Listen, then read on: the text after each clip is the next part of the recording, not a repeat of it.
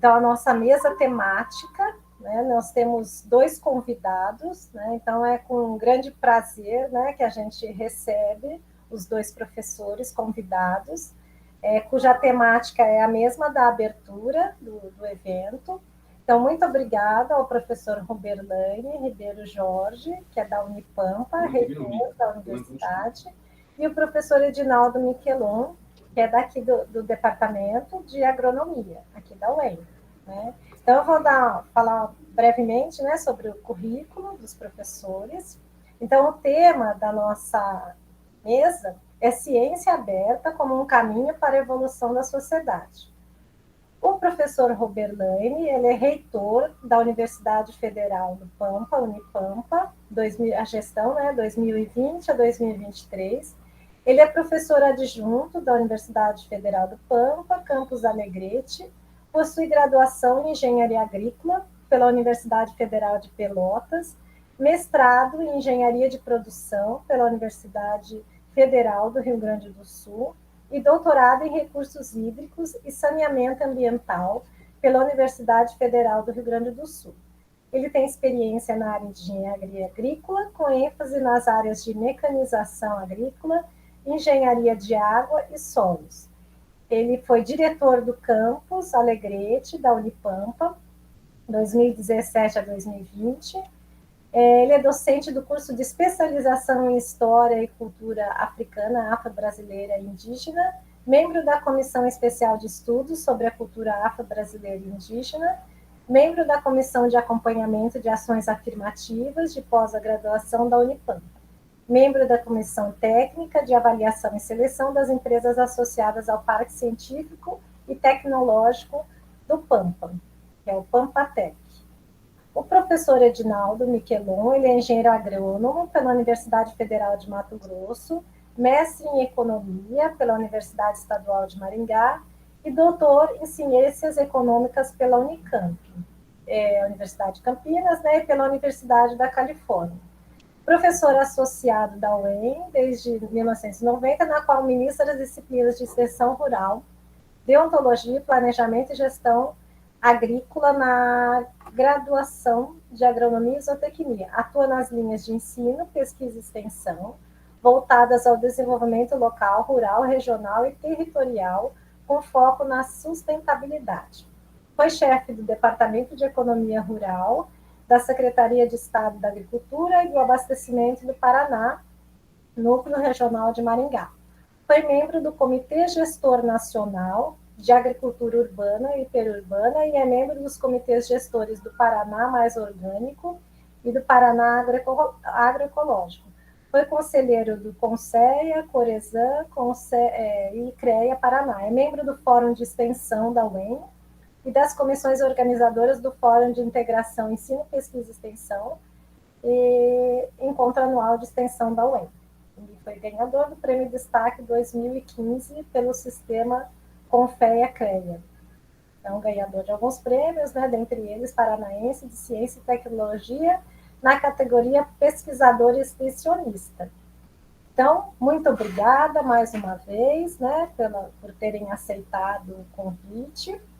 Nós vamos começar com o professor Roberlane, que é um membro mais externo, né? Então, agradecendo de novo, né, por ter aceito ali tão gentilmente, né, prontamente o nosso convite. Muito obrigada, professor.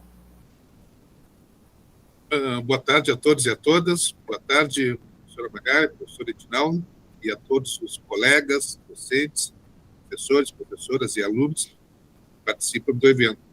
Bom, em primeiro lugar, agradecer o convite. É sempre um prazer a gente poder participar de eventos dessa natureza. É uma oportunidade que a gente tem para falar um pouquinho da nossa visão, falar um pouquinho da nossa universidade, falar um pouquinho do nosso trabalho e compartilhar essas experiências. Então, trazer a experiência da nossa universidade, da Unipampa, com a Universidade Estadual do Maringá, ver as questões, as semelhanças, as diferenças. Isso é sempre interessante a gente poder levar isso aí, levar para casa, refletir e E nesse sentido, assim, que eu aceitei com todo prazer falar um pouquinho da nossa visão da ciência, como que a gente vem trabalhando tudo isso, contextualizar, não tem como não deixar de falar de todo esse contexto político também, que interfere no nosso dia a dia. Então, é uma excelente oportunidade, e o momento não poderia ser mais propício, né?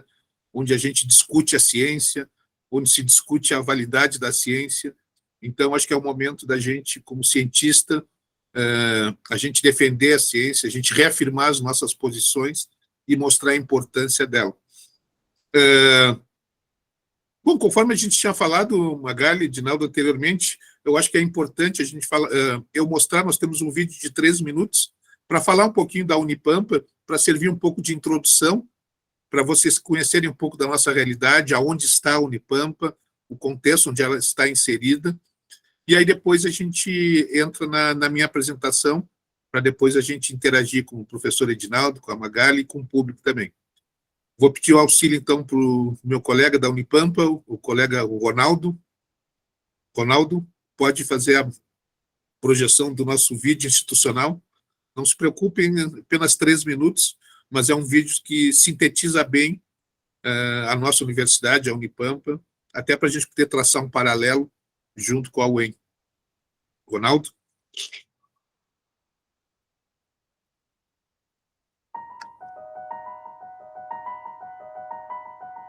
Apenas uma universidade comprometida com a excelência e que está enraizada na fronteira de 3 países pode levar o conhecimento além de seus próprios limites. Com mais de uma década de história, a Universidade Federal do Pampa é uma instituição multicamp, que está presente em 10 cidades da metade sul do Rio Grande do Sul. Alegrete,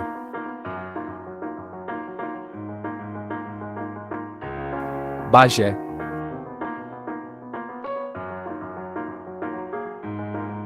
Caçapava do Sul,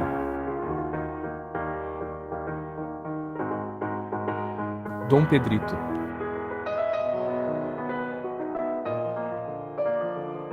Itaqui,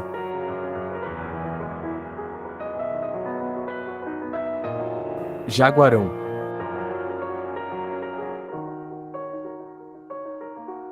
Santana do Livramento, São Borja,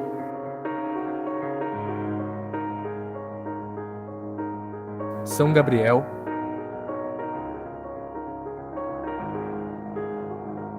Uruguaiana.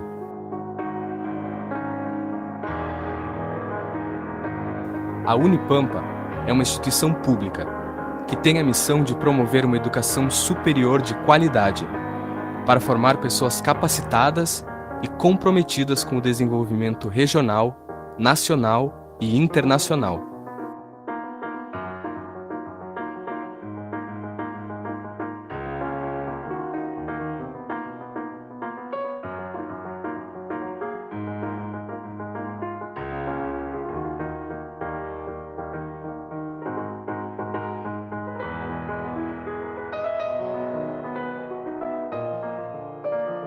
Na Unipampa, o ensino, a pesquisa, a inovação e a extensão se integram em todos os campi universitários.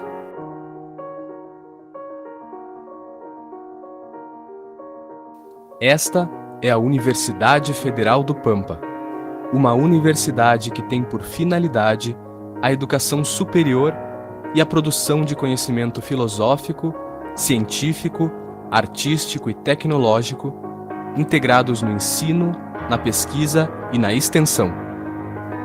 Uma universidade que se destaca por sua qualidade de ensino, diversidade de ideias e pensamentos e por sua importante atuação na região onde está inserida. A Unipampa é uma universidade feita por pessoas, para pessoas, que ultrapassa limites e vai além das fronteiras. Universidade Federal do Pampa.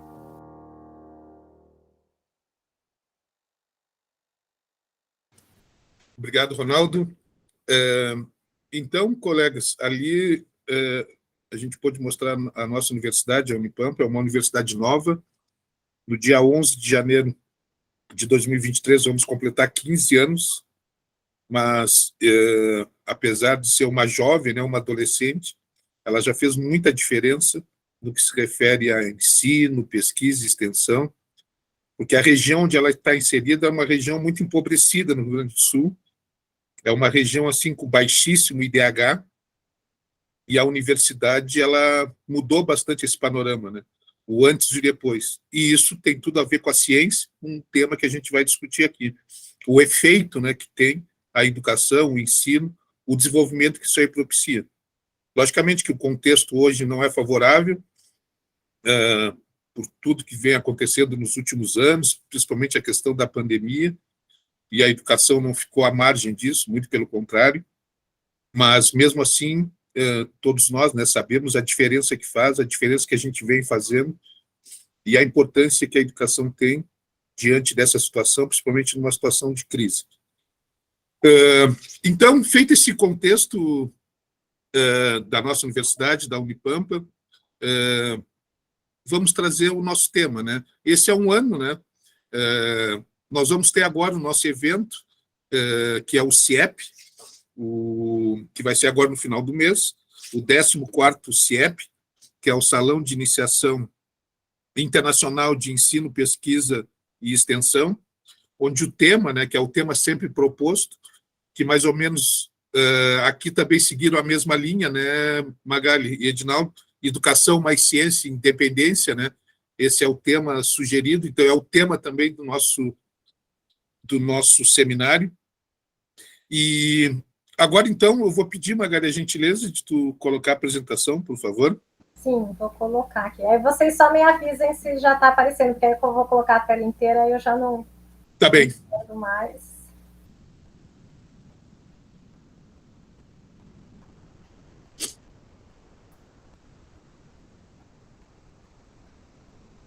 Deu certo? Deixa eu ver aqui. Ok, apareceu. Para mim está ok. Então acho que está para todo mundo ok. Então, quando nós conversamos, né, Magali, o que faz? Uns 2, 3 meses, né? Quando surgiu o convite, aí é um convite desafiador, né? Quer dizer, falar da ciência, ciência aberta como um caminho para a evolução da sociedade. Então, quando trouxe esse tema, né? E contextualizando com o mês da ciência, outubro, a proposição que tem da gente debater esse tema, que no nosso caso é educação, ciência, independência, e hoje a gente poderia entrar sobre vários pontos de vista, né? Falar sobre a liberdade de cátedra, e é esse o mote que eu peguei para a gente discutir, nessa abordagem assim mais conceitual da ciência como um caminho para a evolução da sociedade. Eu também procuro trazer um pouco da minha visão enquanto gestor, um pouco da visão macro da universidade.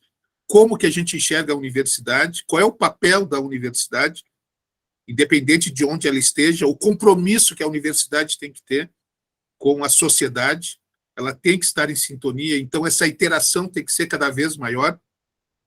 E eu acho que é nesse sentido que eu vou provocar reflexões. Até que ponto a gente está respondendo à demanda da sociedade? Até que ponto a gente está resignado, estamos aceitando as coisas? O que a gente se propõe?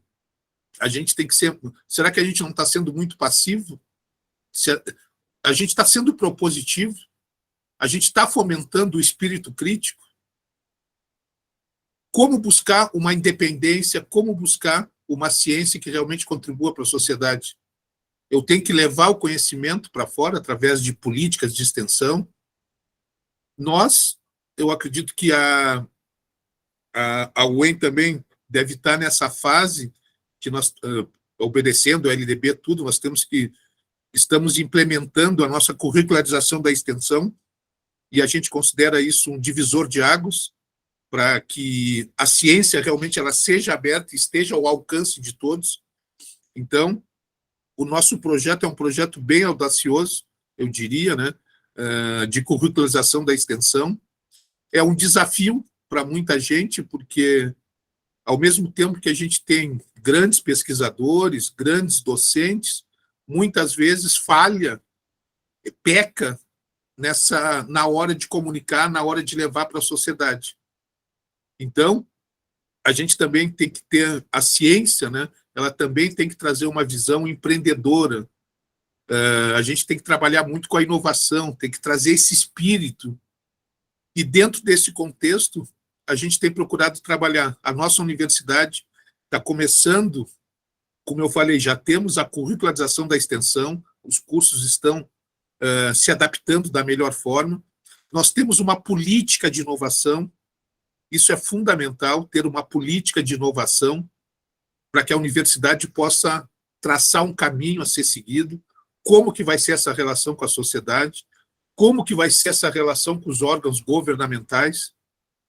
A gente trabalha muito, né, lógico, né, diretamente com o MEC, com o governo federal, mas a gente tem uma interação muito grande com o governo estadual e também com o município, e eu imagino que na UEM também não deve ser diferente, essas relações, né, buscar fomento. Nós temos aqui a FAPERGS, estamos cada vez mais usando, né, buscando financiamento via FINEP. E uma questão que tem sido muito importante para nós, enquanto instituição, eu digo para nós porque é relativamente novo, mas muitos de vocês já devem ter trabalhado, docentes com fundação de apoio. A Unipampa não tem uma fundação de apoio, mas nós temos fundações parceiras, e isso tem sido fundamental nesse momento hoje de crise financeira, de investimento na educação, a gente ter essa possibilidade, né, de fomento através de fundações de apoio. Então, tudo isso tem sido fundamental e a gente tem sentido o reflexo, né, e isso que tem minimizado um pouco o impacto, né, da queda gradativa dos investimentos na educação nos últimos anos. Por favor, Magali. Então, como eu falei, né, eu quis fazer um pequeno contexto histórico, né, falando um pouco dos primórdios, né, da educação, falando um pouco da cátedra, né, da origem da universidade, da origem da educação, como que esse conhecimento era, como é que era a relação de conhecimento entre o professor e o aluno. Então, aqui eu só fiz um pequeno resgate aqui, falando do período, pegando como mote o período medieval, onde existia toda aquela pompa, né? A cátedra, que a gente chama a disciplina, a cátedra, né? Que era o posto onde ficava, no caso, né, a pessoa que, entre aspas, detinha o conhecimento. Então, isso é importante a gente trazer esse paralelo, né, para mostrar como é que é o papel hoje do docente, como é que é o papel do professor, como é que é o papel de quem trabalha com a ciência.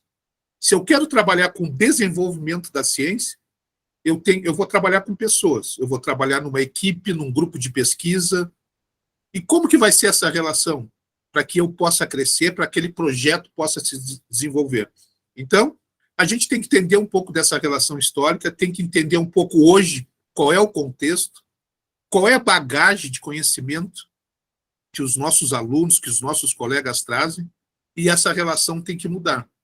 Tem que mudar, que eu digo no seguinte, existe, claro, né, aquela liderança, aquele que conduz todo um processo, mas hoje em dia as fontes são tão diversas, as possibilidades de interação, de parcerias. Claro que hoje isso está um pouco mais difícil, saudades, né, do Ciências Sem Fronteiras, que propiciava a mobilidade acadêmica dos nossos alunos, dos nossos docentes, hoje um pouco mais difícil. Eu não sei como é que estão os projetos aí dentro do Paraná, mais especificamente da UEM, mas isso também é uma questão que a gente tem que buscar cada vez mais essa interação. Nós trabalhamos muito forte com a internacionalização, e a resposta disso está muito claro que foi na Covid, né? A resposta rápida da vacina foi porque foi um trabalho de equipe, né? Cientistas do mundo inteiro trabalhando. E ontem foi a Covid. A Covid ainda continua aí, mas tem outros desafios, né? Falando da nossa área, a área de ciências agrárias, a segurança alimentar. Foi um debate constante aí durante a campanha política, né? E qual a nossa contribuição? O que a gente está contribuindo para dar essa resposta para a sociedade? Logicamente que tem todo um contexto econômico, mas e a ciência? Nós que estamos na linha de frente, o que nós estamos fazendo e como que a gente pode contribuir? Por favor, Magali. Ali eu trago mais um contexto, então, né, falando do cavaleiro, dessa relação, uma relação de distanciamento, uma relação, assim, muito da ciência. E eu não quero defender aqui a informalidade, não é isso, da relação da ciência, da relação do ensino, da relação do processo de ensino de aprendizagem. É somente para a gente contextualizar as nossas origens e para que a gente reflita, né? Porque muitas vezes, infelizmente, tem muita gente que reflete ainda resquícios disso, de uma outra forma, né? Mas tem muita gente que ainda exerce, né, essa relação, né, vamos dizer assim, que encarcera o aluno e encarcera o próprio docente, né? Não permite o seu crescimento, a sua evolução, quando a gente se coloca numa posição de estar acima e ter um subalterno. Por favor, Magali. Ali também mais uma questão simbólica, né, da cátedra, da liberdade de cátedra, para que a gente possa trazer o mote para depois a gente discutir um pouco mais profundo, né, a visão, o tratamento da ciência. Então, só para trazer um pouco da origem, e aí está o que a gente chama de cátedra, esse móvel lá da Universidade da Bahia. Por favor. Então, agora a gente começa, né, vamos nos reportar a Constituição de 88. O ensino será ministrado na qual base? Liberdade de aprender, ensinar, pesquisar e divulgar a cultura, o pensamento, a arte e o saber. Isso, há pouco tempo atrás, e ainda hoje, né, olha as questões que se põem à mesa para discussão. A Terra é plana, a Terra é redonda, a Terra é esférica. A doutrinação, aonde que se faz doutrinação? Qual pessoa que vai se submeter a isso? Aqui nós temos alunos. Quem é que vai se submeter a isso? Eu não consigo imaginar uma pessoa que possa pressupor que dentro da universidade se doutrina. A pessoa coloca um ponto de vista, mas independente da forma que ele coloque, eu jamais deixei de ter um espírito crítico, jamais deixei de me posicionar, e é esse o espírito, né, que deve ter um cientista, que deve ter a base da ciência e a curiosidade. É responder a uma questão que tenha algum apelo, alguma questão que tenha relação com a minha atividade de pesquisa, que tenha a ver com a minha atividade de pesquisa, e é nesse sentido que a gente procura ter a base quando a gente lança um edital, quando a gente reproduz um edital dentro da universidade, a gente sempre procura colocar esses princípios. Colocar esses princípios, mas não de forma direta, porque isso eu tenho certeza que é um pressuposto, né, de todo docente, de todo cientista, de todo pesquisador, de todo extensionista. Mas é importante falar que tem uma base, que tem um ditame, que mostra o quê? Que a ciência, a base dela, né, é trabalhar com a verdade, trabalhar com a pluralidade de ideias e com diferentes concepções, conforme é colocado aqui. A forma de abordar, só que muitas vezes as pessoas distorcem, né? Quando uma pessoa se posiciona, coloca um ponto de vista, eu não vou pressupor que aquilo eu estou querendo impor. Eu não parto desse princípio. Mas esse é um exercício que a gente tem que fazer constantemente e não ter vergonha, né, de expor isso, de trazer isso para a sociedade. Então, para que a gente não seja vítima, né, de críticas, de acusações infundadas, né, porque muita gente questiona metodologia, por que eu trabalho assim, por que eu trabalho assado. Hoje em dia, a gente, o que era inimaginável, principalmente para mim, para muita gente da área de engenharia, que é mais pragmático, né, quando que a gente imaginou poder trabalhar, e o que a gente fez, eu diria até com grande maestria, trabalhar com ensino remoto, uma aula de física, uma aula de cálculo, e a gente teve que se adaptar.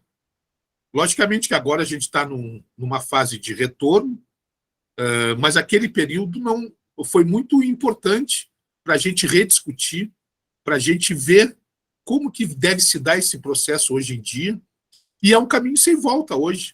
Quando a gente pensa em educação à distância, o que a gente chamou de ensino remoto.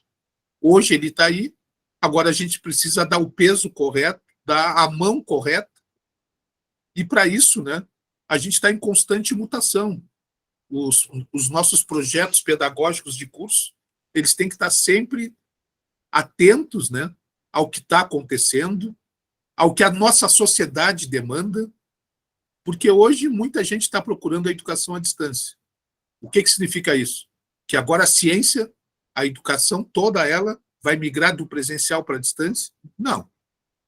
Não, eu diria que não. Mas a gente não pode ignorar, a gente não pode deixar de perceber que esse é um público, é uma demanda da sociedade, esse público específico, mas o lugar do presencial, de trabalhar na forma presencial, isso é a essência, né, da ciência, é a essência do ensino, isso a gente também nunca vai perder. Mas só que eu não posso ignorar. E eu vejo muita gente ainda resistente. E quando a gente pensa em concepção de ensino, pesquisa e extensão, hoje eu não posso mais ignorar isso. E é assim que a gente vem trabalhando, a gente vem buscando se aprimorar, mas de forma comedida. A gente sabe que tem diferentes formas de abordagem, e como instituição, a gente tem que se preparar, porque isso é o que a sociedade está demandando. Agora, eu também não posso ferir os meus conceitos, né? A gente sabe que tem que ter limites. E é aí que entra o bom senso, né, de quem trabalha, de quem faz a gestão, de quem trabalha a concepção pedagógica. Por favor. E aí uma questão fundamental para realmente a gente poder responder o que a sociedade quer é a gente ter autonomia. Agora, é lógico, né, a gente não pode confundir autonomia com soberania, né? E aí eu quero falar da responsabilidade que a gente tem que ter. Então, a ciência, a educação, a gente tem que ter essa autonomia didático-científica, administrativa, a gestão, a gente tem que ter essa possibilidade, a gente tem que ter um diálogo aberto com toda a nossa comunidade, com todos os nossos dirigentes. Logicamente que uma universidade privada, uma universidade confessional, uma universidade federal, ela tem diferentes relações, né? A forma de relação que se dá entre os pares, entre os seus dirigentes, e também tem todo um contexto político. Mas é um exercício importante, que também a gente teve muita discussão e vem tendo cada vez mais, né? A autonomia que a gente discute é desde a eleição para um reitor, para um chefe de departamento, é um processo que a gente procura trazer, obedecendo à legislação, aplicar da melhor forma, mas sem perder a autonomia que é fundamental para quem trabalha, para quem milita, para quem está envolvido com todo esse processo na educação de ensino. Por favor. E aí eu trago alguns conceitos, né, no caso da LDB, o que a gente deve assegurar, né? A gente tem que garantir, né, a formação. A formação, a liberdade, como eu falei, a liberdade que eu tenho que usar, usufruir, que é muito importante, essa autonomia, mas eu também não posso fugir do meu contexto e me desconectar com o programa que eu tenho que obedecer e, como eu falei, com a sociedade, né? Por favor. A liberdade de ensinar não protege. O que a gente quer dizer com isso? Manifestações que não possuem correlação com a matéria ensinada. Eu tenho constatado muitas vezes, né, conflitos um pouco mais acirrados entre um professor, um aluno, entre os alunos, quando a gente traz uma temática que alguém julga que ela possa estar descontextualizada, ou qualquer velha história, né? Eu estou deixando de física, de cálculo para o que seria, né, o que se diz da doutrinação. Então, isso é uma responsabilidade que todos nós temos que ter, e a gente não deve apregoar, né, preconceitos, discriminações, e, infelizmente, é o que eu sempre tenho dito nas minhas falas, nesse momento agora, no mês da consciência negra, eu tenho feito muitas conferências, né, e, para minha tristeza, né, dentro da universidade, e isso não é só aqui dentro da Unipampa, infelizmente é uma realidade que a gente vê em todo o país, né? A universidade não é uma bolha, a gente ainda vê manifestações, né, extremistas, racistas.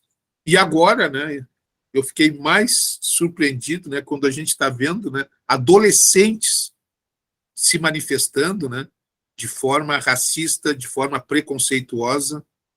Então, o que a gente está vendo? Se o adolescente já está assim, já está se manifestando dessa forma, imagina o que vai ser ele daqui a alguns anos dentro da universidade. Então, olha a responsabilidade que a gente tem perante essa sociedade, né, que está trazendo, né, toda essa raiva, né, todos esses conceitos que a gente pensava que estava num processo evolutivo, a gente vê que não, né?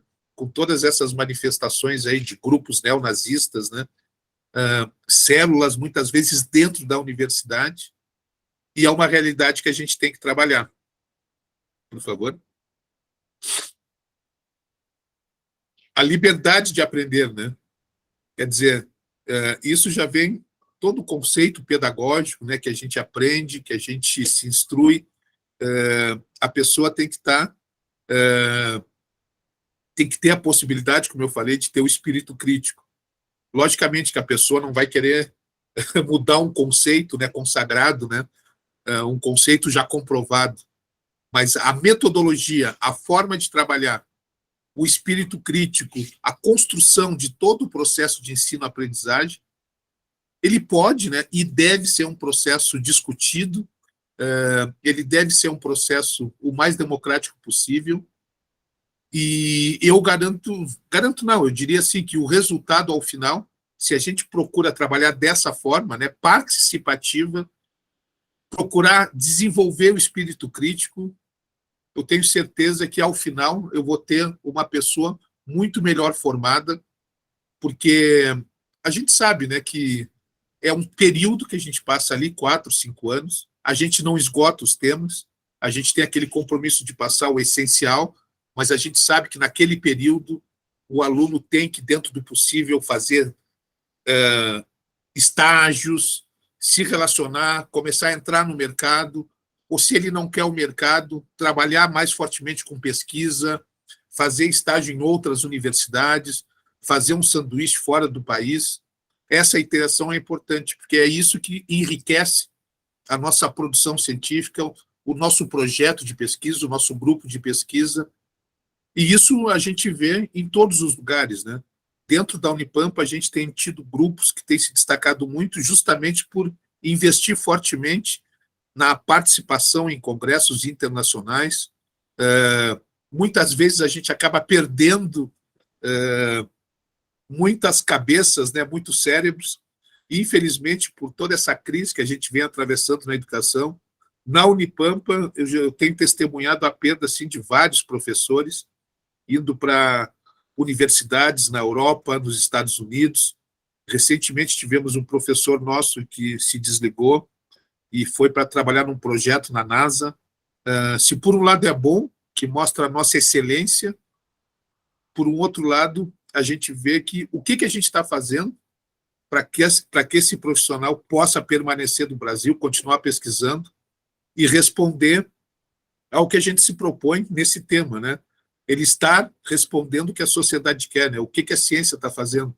Logicamente que a gente tem as nossas limitações enquanto estamos ali na ponta, seja como gestor, seja como professor, a gente depende de uma política de governo, de Estado, para que possa se desenvolver.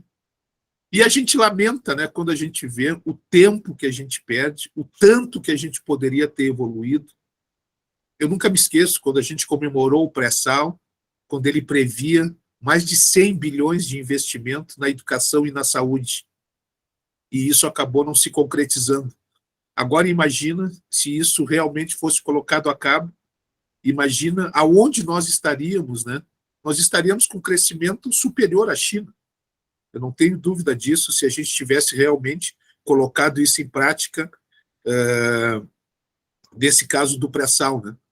E a gente sabe, né? A gente tem aí Singapura, vários exemplos aí de investimento pesado na ciência e o que isso aí resulta em termos de economia e em termos de desenvolvimento. Por favor, Magali. Aí eu faço uma referência, né? Educar é um ato político, a gente não tem como ser neutro, então a gente não pode ter medo de se posicionar. Então isso é uma discussão que a gente tem no dia a dia. Logicamente que hoje, né, a gente vem vindo de um processo eleitoral que ainda estamos recolhendo os cacos, né? A universidade foi muito questionada. Se eu visto camisa vermelha, eu sou de um partido, se eu visto amarelo, eu sou de outro. Então, a gente estamos, né, passando por um momento assim muito complicado, né?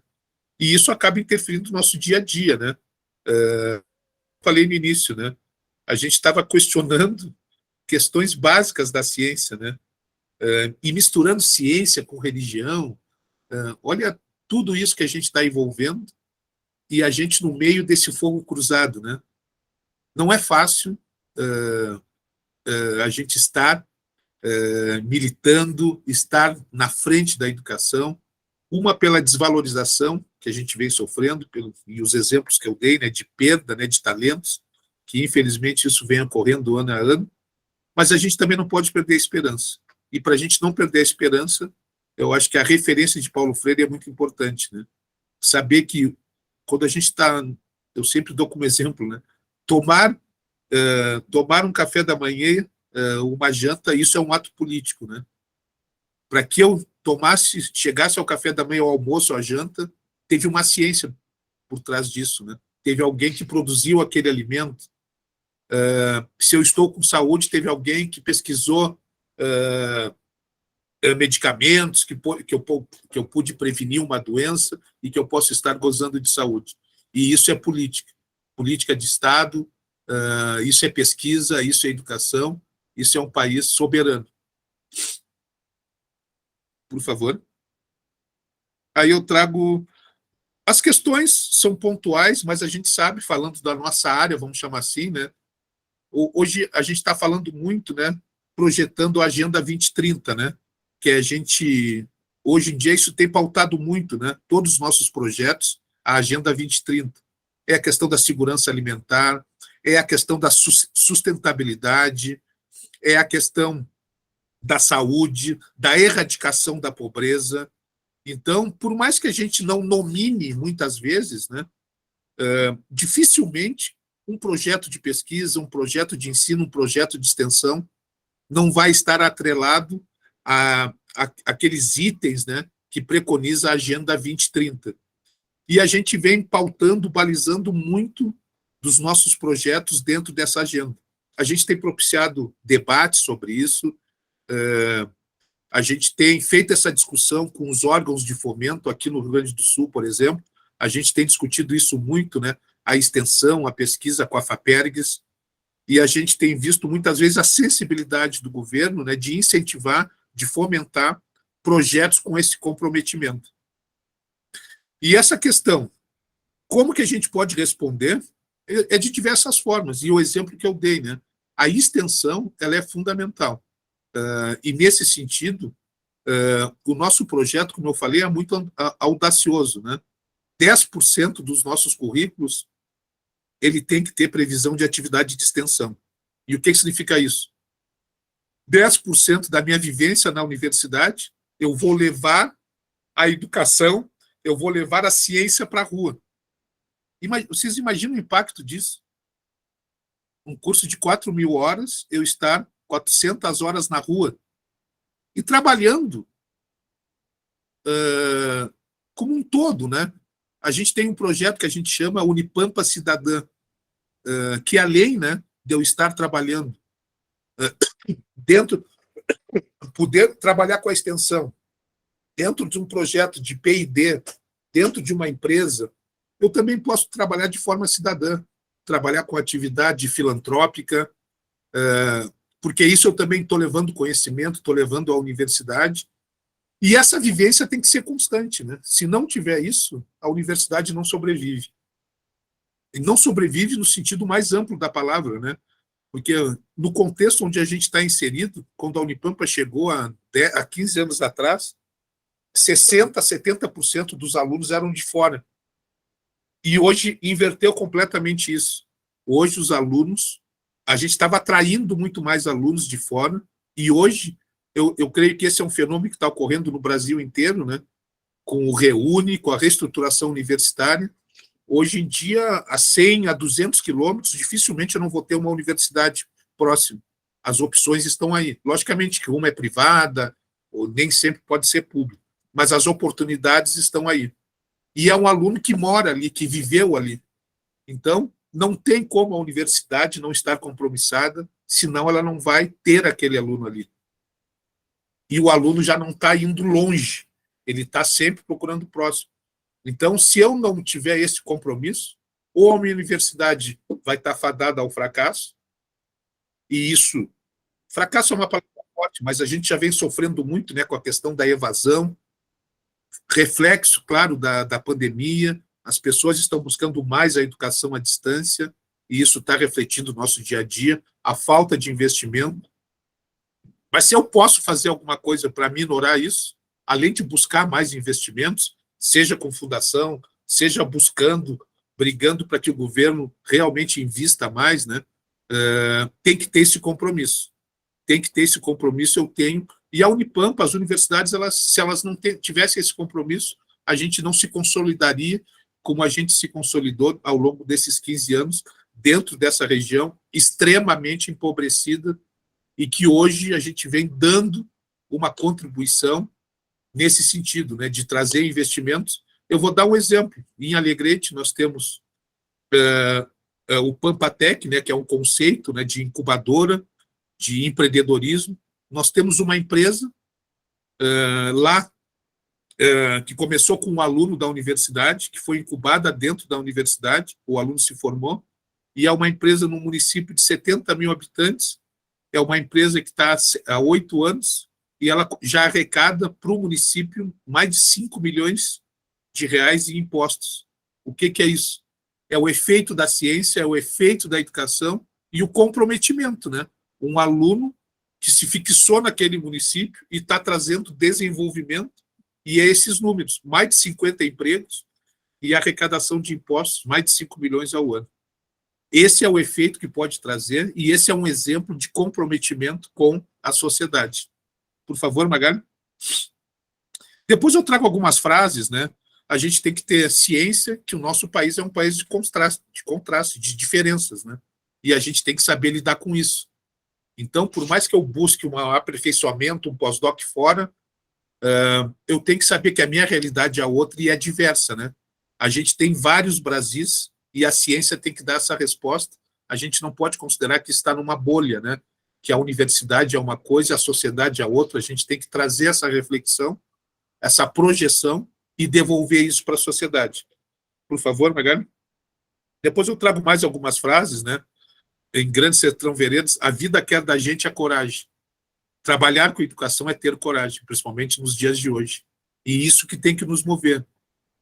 E quando eu falo nos mover, é toda a comunidade, todos que estão nesse processo de ensino, aprendizagem, de educação. Magali, só me orienta o tempo, Magali. Está sem microfone, Magali. Eu não estou te ouvindo. Acho que está mutado. Magali, seu microfone está fechado.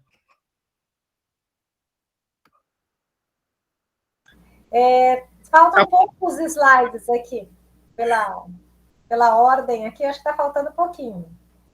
Tá bem. Eu vou dar uma aceleradinha. Obrigado, Magali. Por favor. Então, mais uma reflexão de Peter Drucker, que diz que tudo que pode ser medido pode ser melhorado. Então, isso eu acho que sintetiza um pouco da ciência, né? O pragmatismo da ciência, né? De olhar, de observar e de poder resolver um problema, uma demanda, né? É essa a visão, um pouco, vamos dizer assim, como eu falei, pragmática, né? Mas eu acho que também representa muito de uma visão que eu também posso trazer isso para a ciência, né? Se eu posso visualizar, se eu posso medir, eu posso melhorar. É um pouco assim, parece uma coisa pragmática do engenheiro, mas que eu posso transferir isso para a ciência também, um olhar. Pois não, Magali, por favor. Outro ponto de vista, né? O mundo não é mais o mesmo, lógico, né? O Ronaldo Mota traz isso. Tudo está sendo alterado, as proposições, as formas de abordagem são diferentes. Então, a gente tem que estar preparado para esse novo. A gente falou tanto em novo normal, né? E realmente o mundo mudou e a gente tem que se adaptar a essa nova realidade. E eu não posso querer trabalhar como eu trabalhava em 2019, 2018. Eu tenho que melhorar, eu tenho que mudar a minha metodologia, porque esse é um risco que eu tenho, como eu falei. Se eu não ser atrativo, se eu não responder às demandas que me são dadas, né, seja pelo aluno ou seja pela sociedade, até onde eu vou? Eu não vou muito longe, por favor.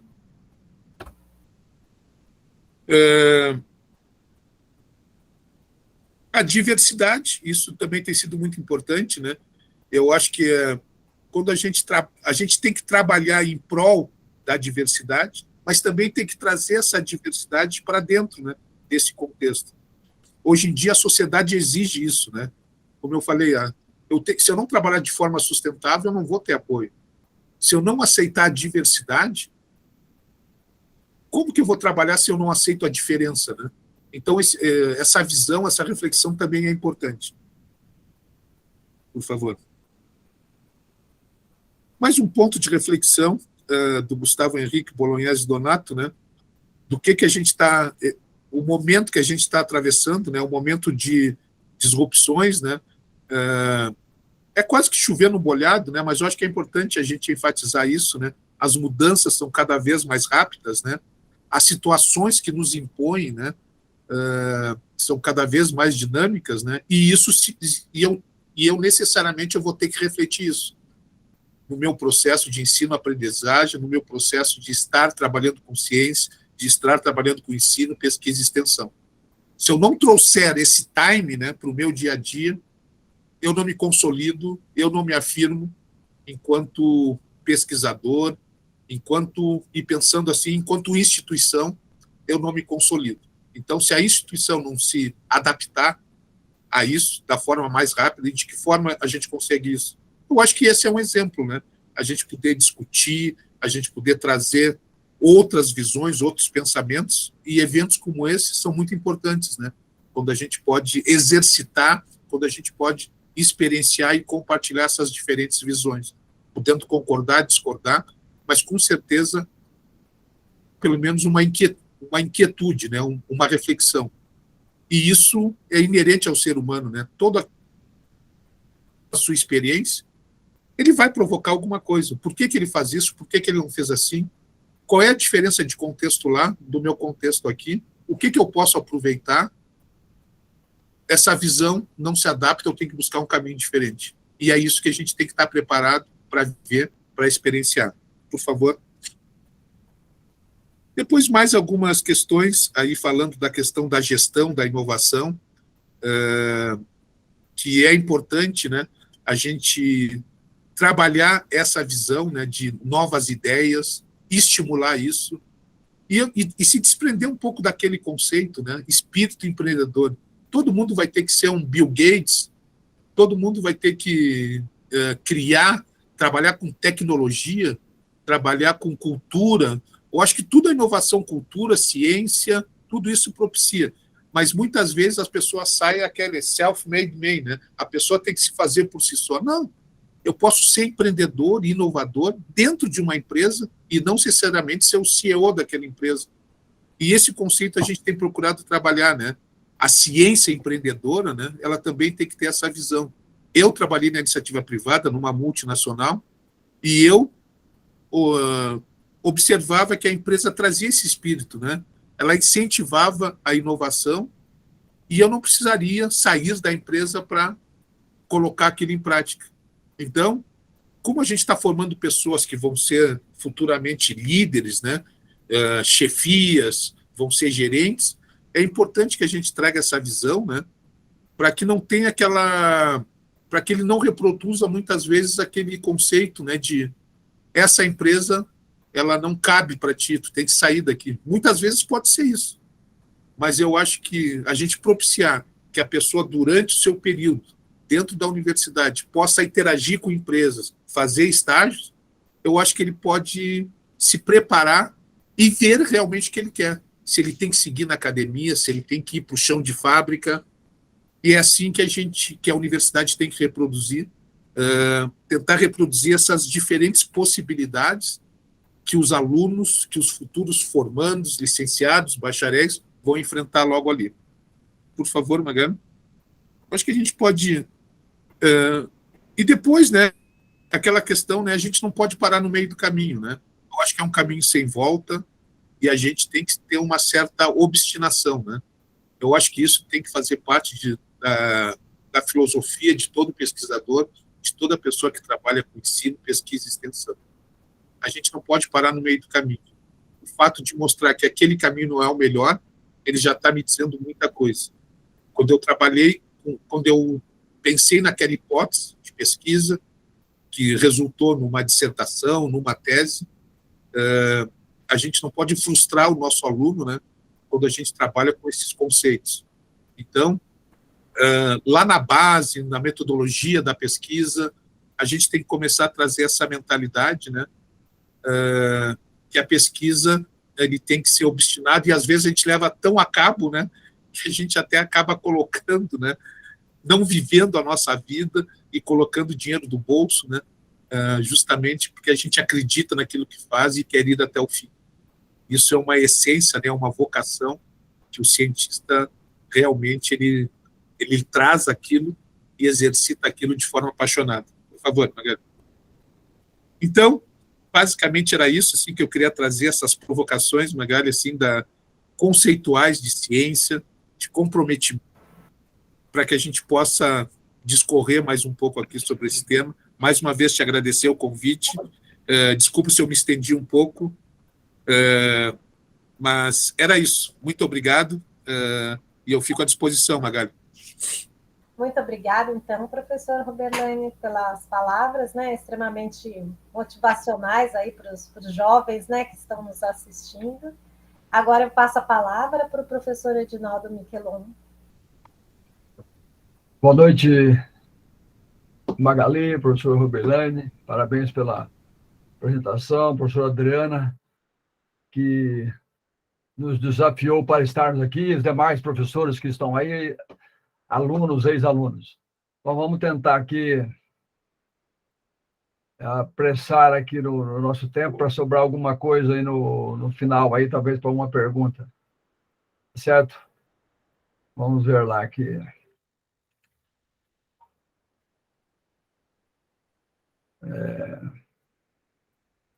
Bom, a ideia aqui, gente, era o desafio, por isso que eu falei com o professor Roberlane antes, e de fato ele fazer mais teórico aqui, vamos tentar fazer alguma coisa um pouco mais prática.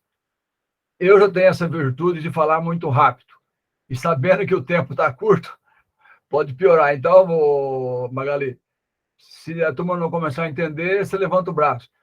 Aí, alguma vez, eu olho para a sala de aula, a sala está assim, ó, todo mundo levantado a mão. Bom, a ideia aqui é a ciência aberta, um caminho para a evolução da sociedade, que é a temática proposta, um olhar sobre a agricultura urbana a partir de Maringá. Aqui, rapidamente, né, especialmente para o pessoal de fora, especialmente aí, que depois vai ficar gravado e vai passar na Unipampa, que foi até um prazer conhecer, que é a Universidade Federal, pelo jeito foi aberto em 2007, 2008. E aí, só para situar, então, onde está Maringá e onde está ali o Centro de Referência à Agricultura Urbana e Periurbana, que é o nosso foco aqui, onde está o EN, todo esse noroeste. O projeto começou em 2008, para falar rapidamente, aliás, talvez no mesmo ano que a Unipampa, olha aí a coincidência boa aí, que foi um financiamento que vai aparecer mais para frente, justamente do governo federal, o famoso edital 5, do Ministério de Desenvolvimento Social e Combate à Fome. Então, por isso que ficou aqui essa sincronia do que o professor falou e do que nós estamos falando. Por que tinha menos fome no Brasil? Tinha um ministério que fazia isso, e a agricultura urbana foi muito incentivada. Antes que eu talvez me esqueça de falar isso até o final, é um dado estarrecedor.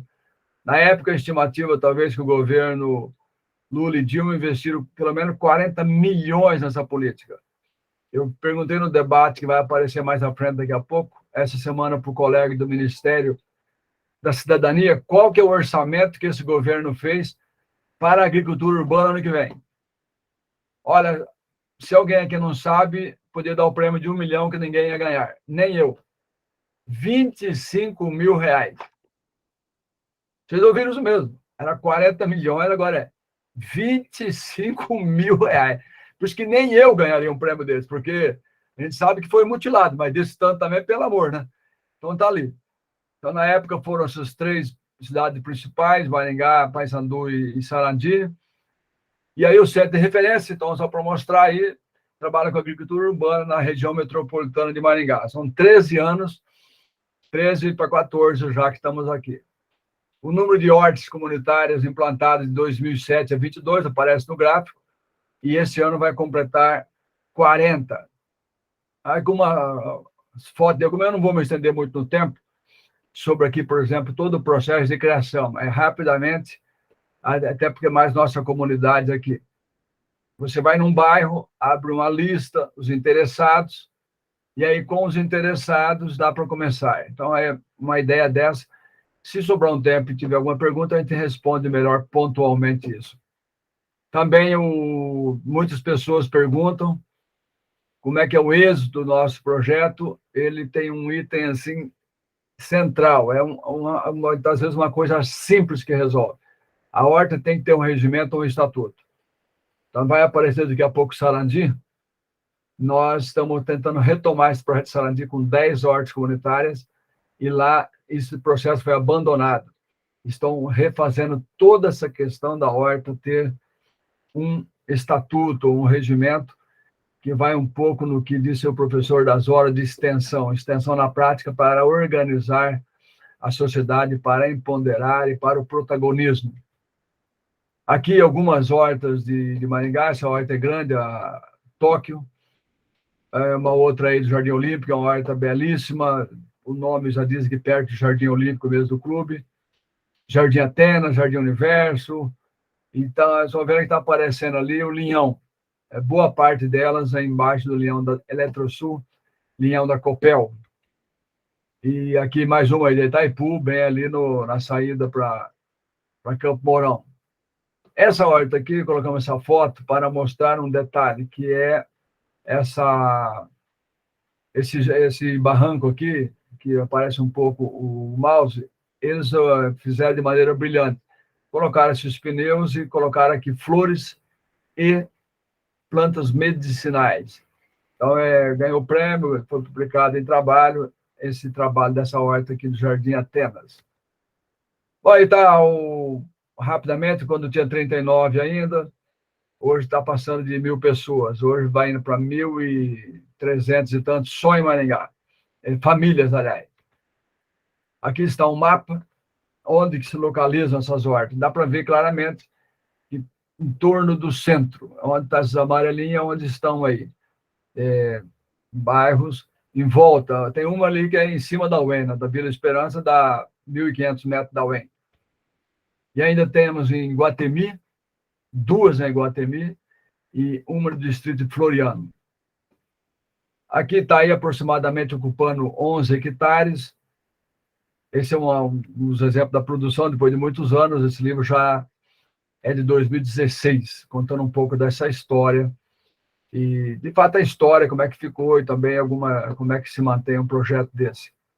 E quantos atores. Então, aqui vai aparecer muito da linha proposta no debate. Então, o highlight, né, rapidamente, hoje passa de aproximadamente 1.300 famílias de Maringá, 3.675 pessoas envolvidas. Se colocar uma média de 4 clientes, vai dar 5.000, vai dar de 9 a 15.000 pessoas no entorno. Esses 5.000 pessoas que aparecem, eu tenho falado o seguinte, uns 80% dos municípios do Paraná tem menos de 5.000 habitantes. Só em Maringá tem isso envolvido aqui.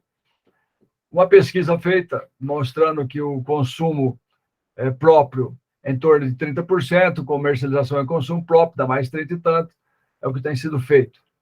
O consumo aumentou também muitíssimo, todas as pesquisas confirmam isso, mais de 80% a 90% passaram a consumir hortaliças após entrar numa horta.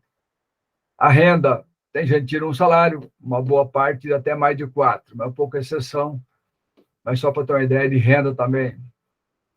Ainda, a escolaridade, então nós vemos aqui que em torno de 72% tem até o primário completo, o ensino fundamental, aliás. E tem ali 2% com ensino superior. É gente que aposentou, é gente que está perto da horta, que se interessa, e vai ali, mas 70% é até ensino fundamental completo.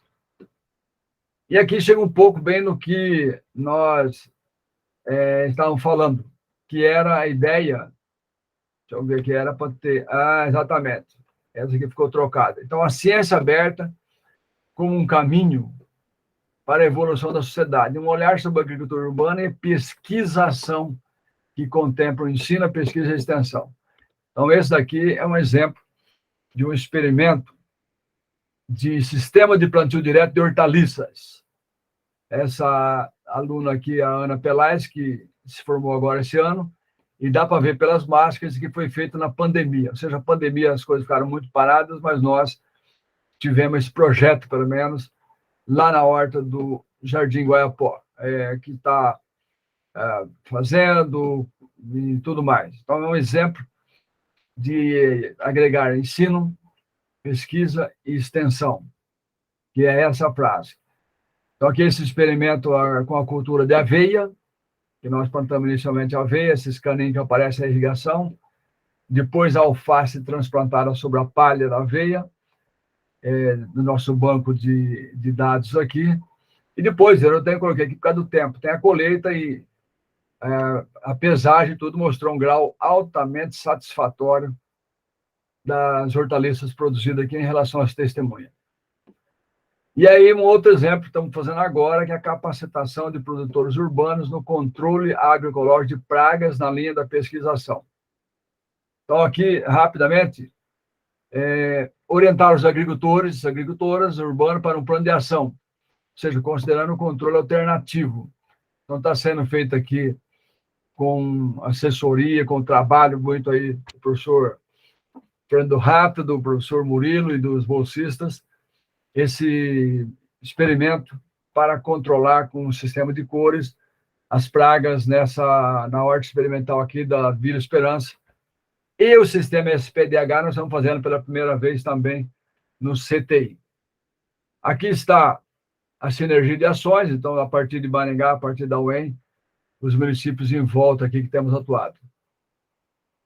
E aí, Paysandu, né, que tivemos muitas ações lá para trás, vários projetos premiados do ano 2014, com as hortas escolares e tudo mais. Ainda aqui na região metropolitana, hoje, então, Sarandi tem 9 hortas comunitárias com mais de 300 participantes agora em 2022. Aqui aparecem alguns nomes delas que estamos retomando. Esse daqui, então, para falar do atual, falar do hoje, aqui está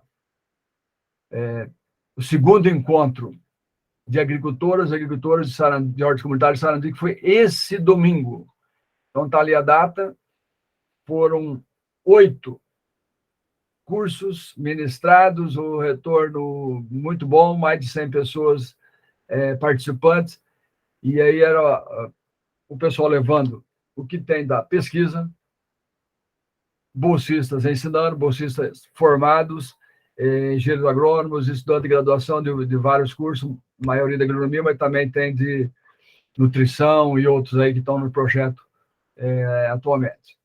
Aqui uma foto, né, da turminha, está quase todo mundo na foto, esses nomes que aparecem na frente aqui, por exemplo, Monte Reis, Zé Risso, Aliança, nome das hortas, são 10, e a foto não contemplou todo, mas tem 10 aqui, e esse bolsista aqui, por exemplo, é de comunicação e multimeios, para a turma entender ali.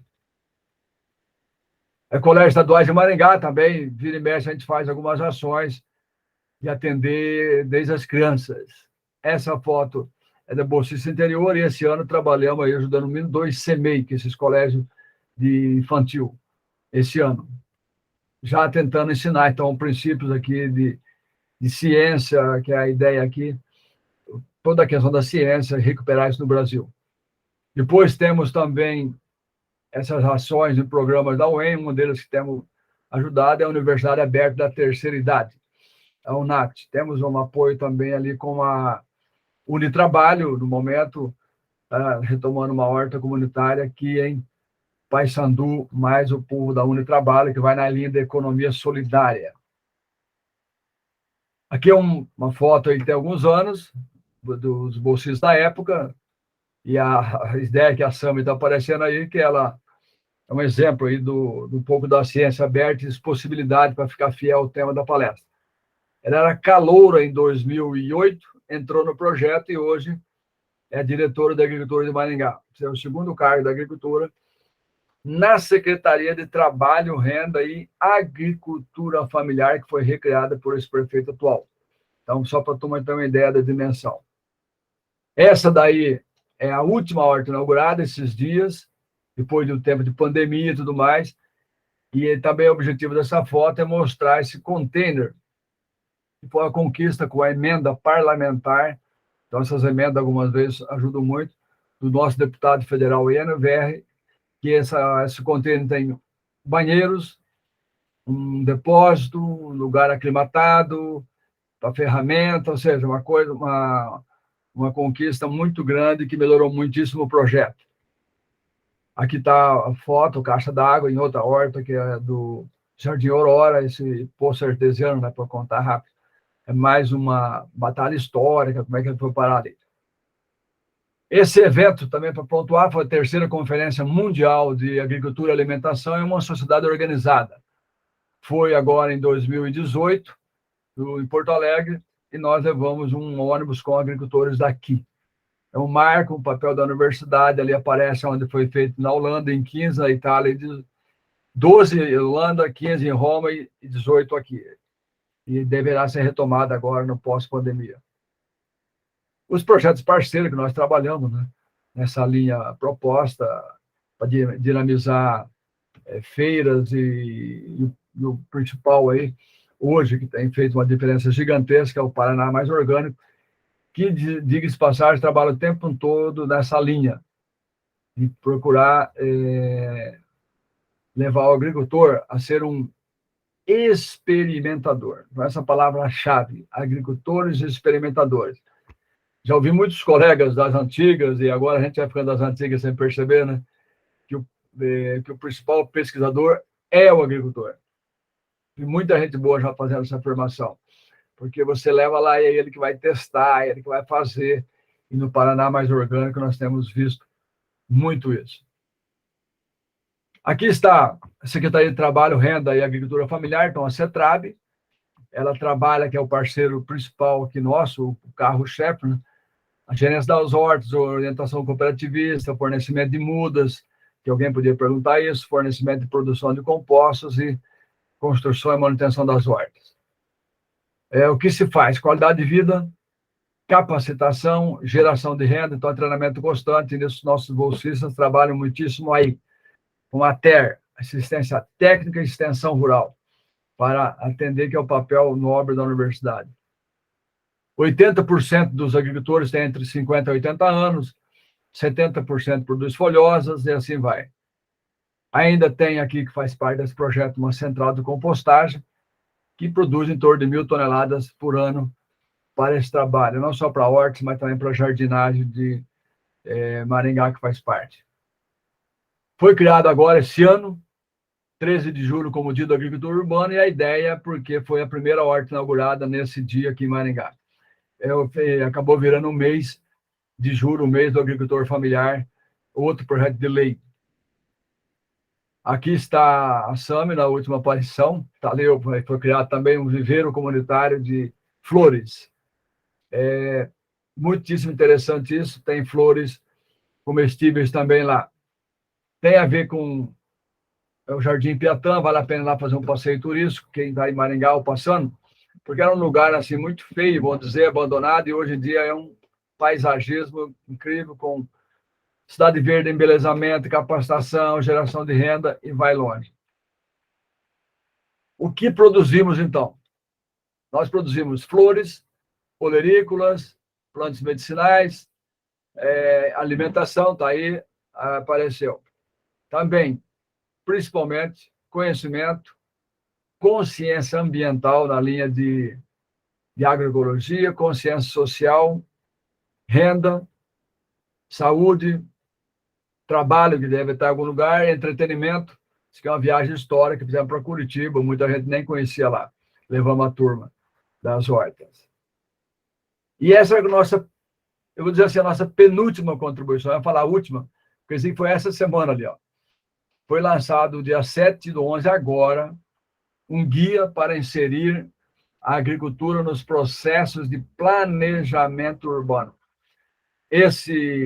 O Jean, que aparece aqui, o Jay Van Amstel, da ONU, faz parte do projeto, puxado pela FGV, Fundação Getúlio Vargas de São Paulo, teve a nossa colaboração, também, Maringá e algumas capitais do Brasil. Isso foi lançado essa semana, e dia 22, em São Paulo, vai ter o encerramento presencial desse projeto todo, que demorou mais de 2 anos. Então, tá ali, aqui eu tenho aí, depois, se alguém quiser, dá para passar o link, dá para baixar o livro, a cartilha completa. A inclusão social, então, empoderamento, atores sociais envolvidos, fortalecimento de vínculos comunitários, e com a ideia de segurança alimentar e nutricional. É interessante que essa palavra é o nosso carro-chefe, e ouvimos falar esses dias, acompanhando um pouco, né, que talvez o governo do Lula não vai recriar o MDA, que era o Ministério do Desenvolvimento Agrário, que foi extinto. Possivelmente vai criar um Ministério da Segurança Alimentar e Nutricional. Então, esse nós sabíamos e falamos, esse é o nosso guarda-chuva, e está aí. Bom, gente, pela atenção aí, obrigado. Qualquer coisa, estamos à disposição para alguma pergunta. Muito obrigado, Magali e Adriana, principalmente. Muito obrigada, então, professor Miquelon, pela palestra, né?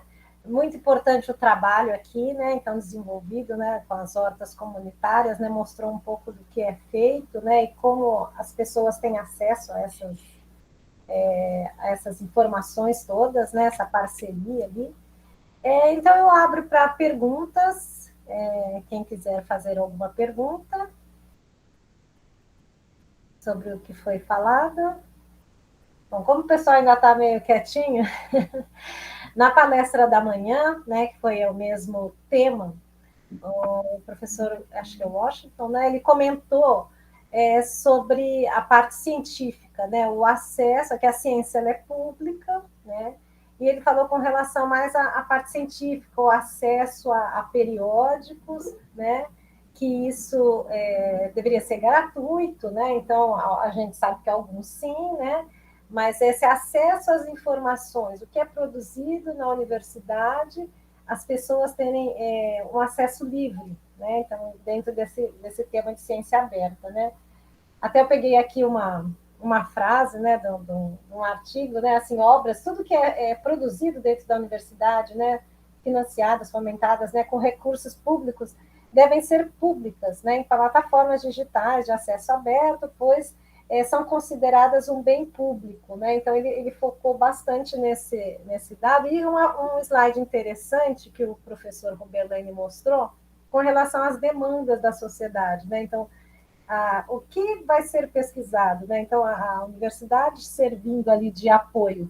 E aí eu gostaria que vocês comentassem, porque o ano que vem vai ser um ano de transformação no nosso ensino, né?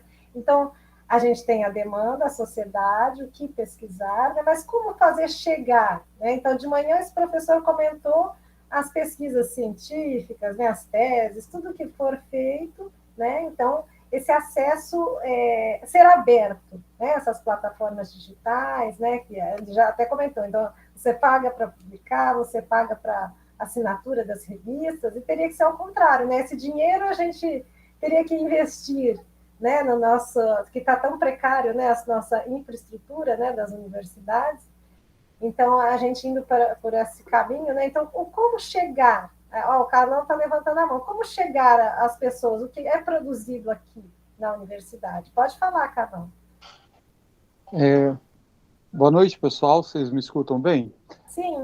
Eu queria aproveitar a sua pergunta, Magali, e colocar mais um aspecto nessa questão, porque existe uma demanda, sim, da universidade, da sociedade de maneira geral para a universidade. E aí eu vou colocar pelo menos dois aspectos, né? Existe uma demanda de empreendedores, de indústrias, né? E também existe uma demanda de um outro público, um público que não tem recurso para investir, mas precisa de retorno, né? Precisa desse conhecimento. Então, assim, como equacionar esses dois aspectos? Porque a universidade é assediada pelo um grupo de indústrias, vamos falar do agronegócio, de produtores com alta capacidade de investimento, e do outro lado também ela é demandada por um grupo de produtores de menor escala, com menor capacidade de investimento, e que também tem suas demandas. Como vocês pensam, o que vocês pensam a respeito de equacionar esse aspecto? Como isso tem que ser possível, porque a demanda existe. Agora, como a gente vai fazer isso? Quais são os possíveis caminhos, né? Para a gente não ficar só centrado num grupo ou só trabalhando com outro, mas observar essa possibilidade da gente tentar atender as demandas de maneira geral. Eu não sei se é possível fazer isso, então esse é um aspecto que eu gostaria de colocar na conversa aí. Obrigada, então, Carlão. Fica a pergunta para os dois. Quem gostaria de começar? Eu posso responder, Magali? Boa noite, Carlos. Eu acho que o que o Edinaldo trouxe, a pesquisação, a gente fala tanto indissociabilidade do ensino, da pesquisa e da extensão, e eu procurei trazer, Carlos, o projeto nosso de curricularização da extensão. O que é isso? Necessariamente, eu vou ter que levar para a sociedade o que eu faço dentro da universidade. Se eu levar somente a pesquisa com as grandes indústrias, isso aí eu vou ser questionado, eu vou ser cobrado. Porque a extensão, eu não vou fazer a extensão só dentro da empresa, eu vou fazer a extensão na sociedade. Eu vou ter que ir num pequeno agricultor, eu vou ter que fazer num assentamento sem terra. Isso é inevitável, falando da extensão na área agrícola, né? Então, o exemplo que eu dei, um curso de 4.000 horas, eu estar 400 horas levando o que eu faço na universidade, é inevitável que eu vá ter que entrar em sintonia, Carlos. E se eu não estiver em sintonia, em algum momento eu vou ter que fazer uma correção de rumo. Como eu trabalho com essa questão da inclusão, eu orientei trabalhos, né, de engenharia dentro de comunidades quilombolas, comunidades rurais quilombolas. Mas, ao mesmo tempo, eu também, lá em Alegrete, nós temos usinas, né, termoelétricas de queima da casca de arroz, e nós temos o quê? O subproduto, a cinza. A cinza, eu co-orientei uma tese de doutorado, o uso dessa cinza no solo. E, ao mesmo tempo, tem um outro grupo que está trabalhando com o uso dessa cinza para substituir a areia na produção de vidro. Eu tiro a cinza, eu tiro a areia, e olha a resposta que eu tenho, que ao mesmo tempo eu estou atendendo uma demanda da indústria, a indústria do vidro, vamos dizer assim, e eu estou também ambientalmente. Eu não vou estar explorando os rios e eu vou estar substituindo a areia com um subproduto. Então, eu vou estar tendo uma demanda da sociedade e com diferentes linhas de pesquisa, trabalhando com uso no solo, vendo o efeito no uso do solo e trabalhando na indústria. Eu vejo, Carlos, esse comprometimento ele se dá através da curricularização da extensão. Ou seja, eu levar a pesquisa para a sociedade, e aí, se eu não estiver em sintonia, eu vou ser cobrado. Eu vou ser cobrado constantemente se eu estiver indo por um caminho. Logicamente que tem gente que tem uma linha de pesquisa que está mais ligado com empresas, outros preferem trabalhar com pequenos, o que é samba de uma nota só, né? Ou atender só a indústria, ou atender só o pequeno. E aí vai depender do contexto da região onde eu estou inserido. Mas o caminho que eu vejo, Carlos, eu não posso esperar que o Carlos vá olhar, ter uma visão múltipla e atender todos os setores. Não. Eu tenho o Carlos, eu tenho o Edinaldo, eu tenho a Magali, e eles vão ter que fazer a extensão, e se os três estiverem trabalhando da mesma forma, alguma coisa está errada. E aí a universidade vai ter que rever a sua posição, redirecionar. Só para enfatizar, então, eu acho que a extensão, eu acho que é a forma de buscar essa sintonia, de atender essa demanda. Desculpa se eu me estendi, Carlos, Magali, mas eu acho que era importante colocar essa importância que tem a extensão em levar essa pesquisa e ter essa sintonia com a sociedade. Obrigado, parabéns pela pergunta, sim, muito importante. O Miquelon. Olha, o Carlão quer complicar a nossa vida. É o seguinte, o slogan ali da Unipampa, achei interessante, uma universidade de gente feita para a gente. Então, começa por aí. Se você imaginar essas grandes universidades, imagina a universidade lá do Vale do Silício, que nós passamos lá por São José, perto de Sacramento, por aí afora, os caras ali estão em outra, é Stanford, que eles falam a pronúncia assim, irritante até, que investe aquilo ali, não tem nem muito jeito, mas em volta ali, também, se você for procurar, tem muita gente mal. Em Los Angeles tem uma estimativa de ter 70 mil pessoas morando na rua, em Los Angeles. Então, a gente muitas vezes esquece essas coisas. Então, aqui embaixo, Carlão, peço que essa linha da curricularização, há uma certa esperança. A lei faz 20 anos, ela começou lá em 2002, e finalmente vai chegar em 2023, vai ir para a prática. Está incomodando muita gente para a ideia de problematizar as questões. Tem aluno aí no site dando risada, viu, Ruberline? Se inscrever na minha prova, levar alguma coisa na extensão rural é um ponto a menos. Por quê? Porque não é para o pessoal levar coisa nenhuma, é para eles ir lá, igual nós fomos aí nesse encontro domingo, que tinha mais de 100 pessoas, e aí sentar à mesa, que nós conseguimos bancar um café da manhã, um almoço, sentar lá com a dona Lourdes, que mandou um depoimento fantástico depois por áudio ali, o aluno gravou, sentar com ela e ficar tentando entender a vida dela. E aí tentar ver o que ela entendeu, o que é possível. Na segunda-feira, o evento foi domingo. Na segunda-feira, ela mandou um áudio incrível. Ela, olha, houve uma revolução aqui na horta comunitária. Ela disse essa palavra. É uma horta comunitária de 2010, 2009, para você ter uma ideia. Tem umas 60 famílias. Todo mundo começou a lavar a caixa d'água, parar de sujar a água da irrigação. Uma série de coisas, nós falamos, sabe em quanto tempo? 10 a 13 minutos por bateria, que chama bateria, num dia, metodologia de campo, cursinhos rápidos, de 10 a 15 minutos no máximo. Ou seja, então a ideia, nós somos aí realmente, na lei do Paulo Freire, é problematizar as questões que esse povo mais simples. O Carlão sabe, foi meu aluno de 1995 por ali, aluno premiado, que é assim, eu tenho dificuldade em trabalhar com dinheiro, com muito dinheiro. Eu tenho uma dificuldade brutal. O professor Roberlano não sabe, né? Podemos até dar um jeito de enviar aí, é que eu sou o criador de um conceito chamado moneicentrismo. Tudo vai para o dinheiro. E agora que eu vi que um sujeito sozinho comprou um Twitter, o meu livro cada dia mais está ficando real. O livro de 2006. De 2006 para agora, o negócio piorou. Absurdo, do que piorou na linha do nosso livro da concentração. Vocês imaginam um dono do Twitter fazer um convênio com a UEM? Vamos pensar isso. O que ele vai querer que a gente pesquise o quê?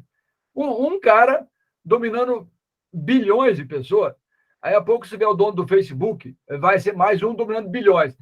Então, cara, eu tenho uma desconfiança gigantesca com isso, eu tento ajudar as pessoas do dia a dia para não morrer, as pessoas mais simples. Então, nós estamos aí nesse foco. Por isso que eu frisei o número na hora. Nós estamos trabalhando aí, grosso modo, tentando animar.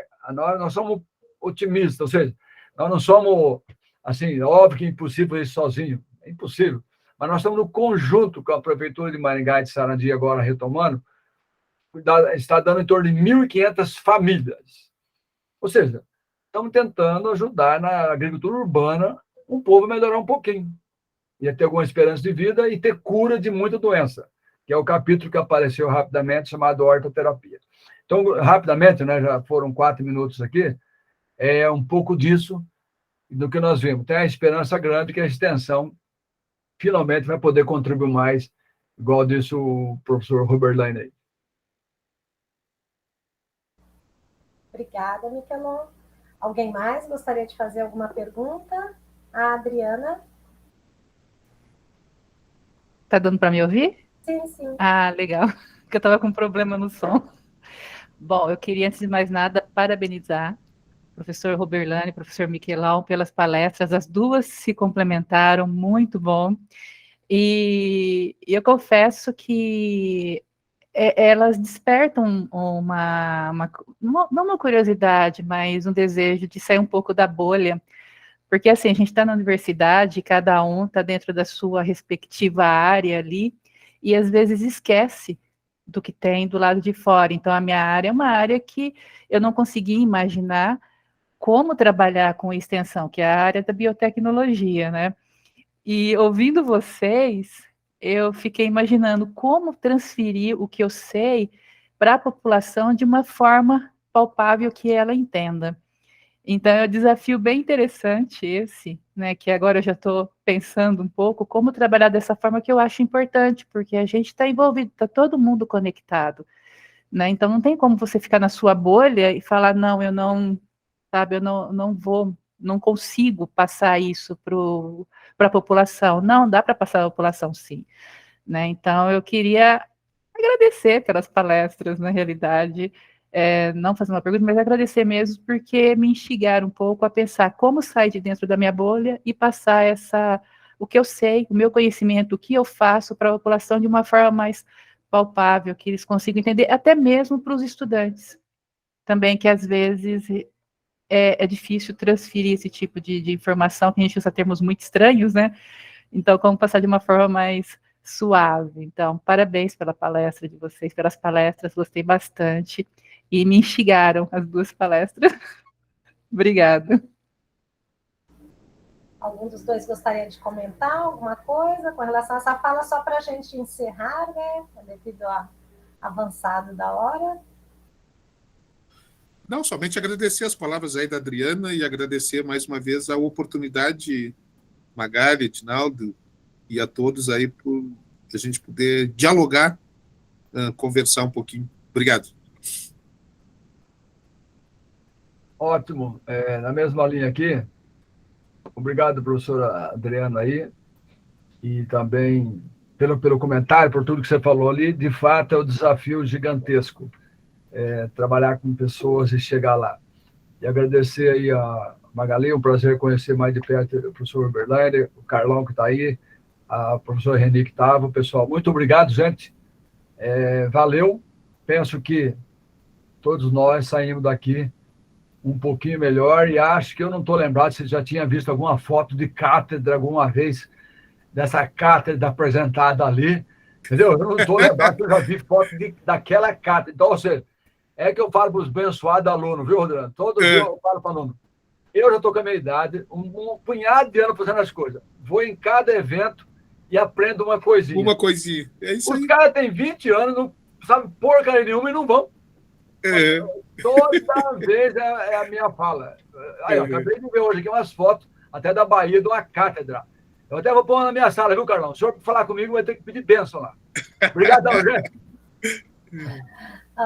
Então, muito obrigada, né? Obrigada ao professor Roberlane, né, por ter aceitado o nosso convite, ao professor Miquelon, né, gostamos bastante, aos professores, né, que estão presentes aqui, que eu estou vendo vários, né, então, a Adriana, a Reni, Claudete, o Carlos, alguns já saíram, né, então, muito obrigada, viu, pela participação de todo mundo, a gente agradece, e agradeço novamente, boa noite para todo mundo.